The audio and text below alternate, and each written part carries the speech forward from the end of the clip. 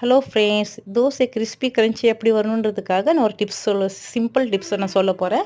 அது என்னன்னா, நீங்கள் தோசை சுடும்போது தோசை மாவில் வந்து நீங்கள் ஒரு கப்பு கோதுமை மாவு சேர்த்துக்குங்க. கோதுமை மாவு சேர்த்துட்டு நல்லா கட்டி இல்லாமல் நல்லா மாவு மிக்ஸ் பண்ணிக்கோங்க. இதில் கொஞ்சம் உப்பு சேர்த்துக்குங்க. ஏன்னா தோ மாவு கோதுமை மாவு சேர்த்த உடனே உப்பு கம்மியாகிட்டா டேஸ்ட்டாக இருக்காது.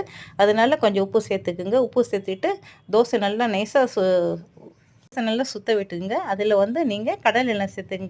கடலை எண்ணெய் நான் சேர்த்துருக்கேன். உங்களுக்கு எது வேணாலும் நீங்க சேர்த்துக்கலாம். அது உங்க இஷ்டம். தேங்காய் எண்ணெய், இல்ல நல்லெண்ணெய், இல்ல நெய் எது வேணாலும் சேர்த்துங்க. இது பார்த்தீங்களா, தோசை எப்படி சூப்பரா கிரிஸ்பியா வருதுன்ட்டு. இது வந்து திருப்ப வேண்டாம். அப்படியே மீடியம் ஸ்லோலியே வச்சு இந்த மாரி சுட்டு பாருங்க. நல்லா தோசை கிரிஸ்பி கிரன்ச்சியா இருக்கும்.